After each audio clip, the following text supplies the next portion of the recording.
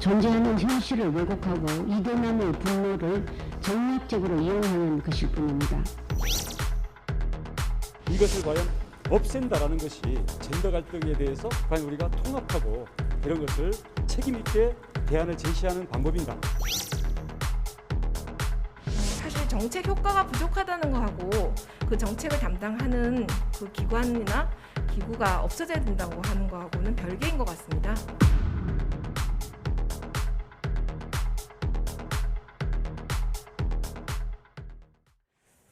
네, 여성가족부는 울컥하는 분위기인데 이렇게 국민의힘 대선 주자들이 꺼내 들었고 이준석 대표가 힘을 실은 여가부 폐지 공약이 대선 쟁점으로 부상하고 있습니다. 야당발 여가부 폐지론에 여당이 즉각 반발하면서 이른바 이대남 또 이대녀 표심을 둘러싼 여야 간 경쟁이 벌써 불붙는 양상입니다. 나이트 포커스 오늘은 김두수 시대정신연구소 대표, 또 장성철 공감과 논쟁 정책센터 소장 두 분과 함께하겠습니다. 안녕하십니까? 안녕하세요. 안녕하십니까?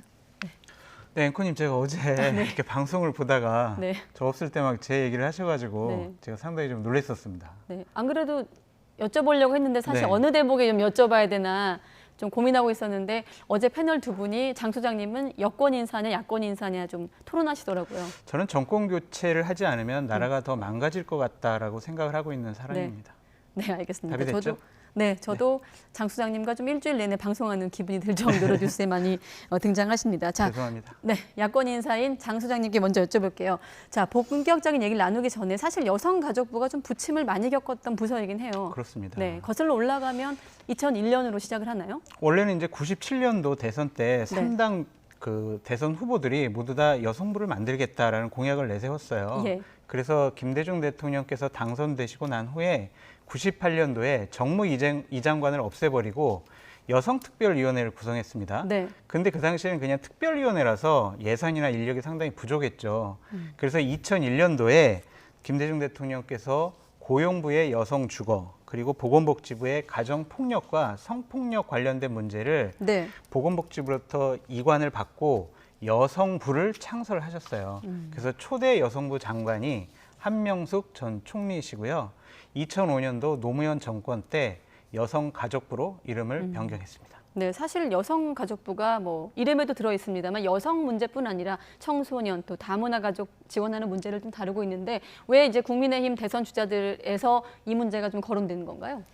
이런 문제에서 가장 선동적이고 쉬운 해결 방법이거든요. 네. 뭔가 문제가 되는 부서, 쟁점이 되는 부서는 없애버리겠다, 폐지하겠다 할 때 그게 가장 인상도 강렬하고 설명도 어떤 의미에서는 쉬운데 이게 복잡한 문제입니다. 여성 정책을 수립하고 여러 가지를 또 보호하는 청소년 보호부터 해서 여러 가지를 하고 있는 일인데 네. 현재 정치권 내에서는 야당 내에서의 이준석 대표를 비롯한 신주류들이 이 생각을 많이 하고 있는 것 같아요. 특히나 서울시장 선거를 한다든지 이런 과정을 통해서 한국 사회에서 20대 남자, 30대 남자까지를 포함한 이 현상에서 여성 뭐 흔히들 말하는 젠더 갈등, 젠더의 역차별이 있다 이런 주장을 통해서 이것을 더 정치적 세력을 해나가는 어떤 계기로 삼겠다 이렇게 생각하는 것 같습니다. 네, 방금 하신 그 대목을 기반으로 민주당이나 정의당에서 즉각 반발하고 있습니다. 그러니까 20대 남성의 분노를 좀 정치에 악용하고 있다 이런 비판 아니겠습니까?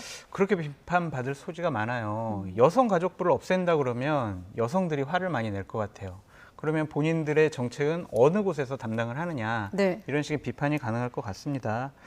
여가부를 폐지한다는 것 자체가 국민의힘이 젠더 문제에 대해서 좀 후퇴하는 그런 정당 아니냐라는 비판 받을 수 있어요. 네. 제가 잠깐 설명해 드릴게요. 전 세계에 여성 전담 조직을 갖고 있는 나라가 191개국이에요. 그리고 부나 청 이렇게 독립된 기관으로 여성 가족 이런 것들을 좀 돌보는 그러한 것이 137개국이 이렇게 부와 청을 갖고 있어요. 그렇기 때문에 이런 곳에서 양성평등이라든지 소수자를 보호하는 그러한 여러 가지 정책들을 실현하고 있는데 네. 우리나라가 여가부를 폐지한다면 이러한 전 세계적인 흐름과도 좀 다를 수가 있다. 또 다른 비판과 다른 사인을 다른 나라들에게 줄 수 있다라고 말씀드립니다. 네, 역시나 그렇다 보니 논란의 당사자인 이제 여성가족부 역시 차관이 직접 나서서 반박에 나서기도 했습니다. 한번 들어보시죠. 우리 여성가족부가 없다면 어디에서 이런 도움을 받으실 수가 있을까요? 그래서 저희는 저희의 도움을 필요로 하시는 분들을 위해서 항상 저희 이 자리에서 최선을 다하고 있습니다. 사실 정책 효과가 부족하다는 거하고 그 정책을 담당하는 그 기관이나 기구가 없어져야 된다고 하는 거하고는 별개인 것 같습니다. 지금 김 차관도 언급을 했다시피 이제 폐지를 하자고 주장하는 쪽에선 정책 효과가 부족하다는 논리인데 이 여가부 입장에선 그 부족하다는 것과 기관이 사라져야 된다, 없어져야 된다는 건 별개 문제 아닌가 하는 건 아니겠습니까? 예, 우리 한국 사회에서 과거에는 이념 갈등, 그리고 정치적으로 또 지역 갈등, 이제는 약간 그게 더 21세기형이라고 할 수 있는 젠더 갈등이 본격화되면서 네. 여성가족부를 둘러싸고 여가부가 하는 여러 정책들이 사회적 이슈가 된 적이 꽤 있습니다. 그러니까 노무현 대통령 시절에는 뭐 여가부가 연말에 그 뭐랄까요, 뭐 성매매 같은 것을 덜하면 뭐 이렇게 남성들에게 보조금을 주겠다라든지 이런 정책이 있었다든가, 예. 또 그 성평등 관련된 교육 자료를 낸다든가 동성애 문제라든지 이러면 보수도 진보도 이게 이 부분에 대해서 서로 이제 갈등들을 가져왔고요. 그래서 이제 그런 부분이 이제 있는데 우리가 이 국가기관으로서 예를 들면 좀 독립적인 국가인권위원회 같은 경우에는 총체적인 정책을 수립하면서 각 부처의 국가인권에 관련된 어떤 것을 기준을 네. 제시하는 이런 역할을 합니다. 그래서 만약에 여가부 문제가 이번에 이게 논쟁이 된다면 그런 차원으로 여성위원회라든지 이런 국가기관으로서의 좀 더 정책적 영역으로 갈 건지 집행 영역으로, 지금 여가부는 좀 집행 영역 역할을 하거든요. 그리고 네. 이것이 현재 문제가 된 게 청소년 마인크래프트라고 하는 이 게임 샷다운 이 제도에 연관돼서 이게 논란이 되면서 이게 이제 폭발한 겁니다. 그래서 네. 이런 구체적 정책 하나하나가 부딪히면서 생기는 이런 문제를 잘 봐야 된다 이런 생각이 듭니다. 네, 지금 민주당이나 뭐 정의당만 이런 얘기를 하는 것이 아니라 국민의힘 안에서도 이번 이 폐지 문제를 놓고 더 좀 논의를 해야 된다, 신중론도 제기되고 있습니다. 그렇죠. 이것은 어느 한 부서를 폐지한다는 것 자체가 그 정책에 대한 후퇴로 비춰질 수가 있어요. 지금 여성가족부가 1년에 쓰는 예산이 1조 2,800억 원입니다. 네. 이 부서를 없애면은 이 예산 혜택을 받는 여성들은 어떻게 그러면은 이 부분에 대해서 다른 혜택을 받을 수가 있는가? 이 부분에 대한 고민이 필요해 보이긴 하는데 네. 예를 들면 98년도에 여성특별위원회가 생겼을 때의 여성 젠더 문제와 현재 2021년도의 젠더 문제는 좀 다르게 접근해야 된다는 생각이 들어요. 그냥 여가부라는 상징적인 조직만 갖고 여성 문제를 해결할 수가 있느냐, 네. 소수자 차별 문제를 해결할 수 있느냐, 그 부분은 좀 더 심도 있는 논의가 필요해 보이고요. 단지 개별 부처에서 여러 가지 통합된 의견들이 종합적으로 실행돼야 될 부서는 필요하다는 생각이 듭니다. 소를 잃었으니까 외양간을 고쳐야지 외양간을 없애면 다음에 들어오는 소는 어떻게 키웁니까? 그러니까 이런 부분은 당대표께서 나서서 저는 소신이 여가부 폐지가 소신이에요. 이런 식의 접근 방법이 아니라 대선 후보들은 여가부 폐지를 원하면 그거에 맞는 좀 더 현실적이고 세밀한 공약들을 다듬어라. 그래서 대안이 무엇인지를 제시해라. 당에서도 정책위를 통해서 다른 대안을 한번 마련해 보겠다라고 얘기하는 게 맞지 그냥 확정적으로 얘기하시는 것은 좀 잘못된 표현이 아닌가라는 생각이 듭니다. 네, 말씀하신 대로 이제 본질적인 얘기를 떠나서 뭐 득표에도 도움이 안 될 거란 이런 내부 비판도 있습니다만 이준석 대표가 소신이다 이렇게 표현을 했거든요. 이 대표 얘기도 한번 들어보겠습니다. 지난 10년간 젠더 갈등이 비약적으로 상승했다고 하는 것은 지금 형태로 계속 존재해야 되는지에 대해 가지고 좀 의문을 제기할 필요가 있다 이런 생각이 들고요. 방법론이 잘못된 것은 아닌지 살펴보자는 취지로.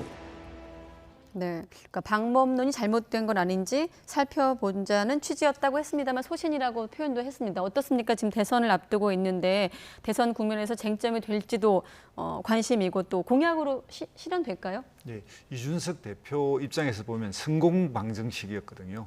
이게 특히 20대의 문제를 다루고 이제 젠더 문제를 다뤄서 국민의힘의 어떤 이미지와 그 뭐랄까요, 국민의힘을 지지하는 열성 당원들의 그룹 이런 것들을 만들어내 이런 경험을 통해서 이제 이 문제를 이야기하고 있는데, 이 문제 접근은 한국 사회가 20대와 30대 초반의 남녀에서 이 성평등 문제가 과거 우리 세대, 즉 기성세대가 느끼는 성평등과의 차이가 꽤 있습니다. 네. 거기에서 나타나는 갈등을 좀 더 정치 세력화하는데, 특히 여성들은 이런 여성가족부가 있어서 여성의 문제와 정책을 정치에서 정책화를 성공하는 경험이 꽤 있습니다. 예를 들면 뭐 2008년에 호주제 폐지라든지, 우리가 그 유교사회 전통에서 굉장히 그 반대가 심한 이걸 이제 폐지하고, 그래서 여성의 입장에서는 꽤 여성 정책들이 성공적으로 정책화가 실현돼 왔습니다. 그러나 20대나 30대 남성의 입장에서는 남성들이 문제를 제기했던 것이 정책적으로 실패했어요. 예를 들면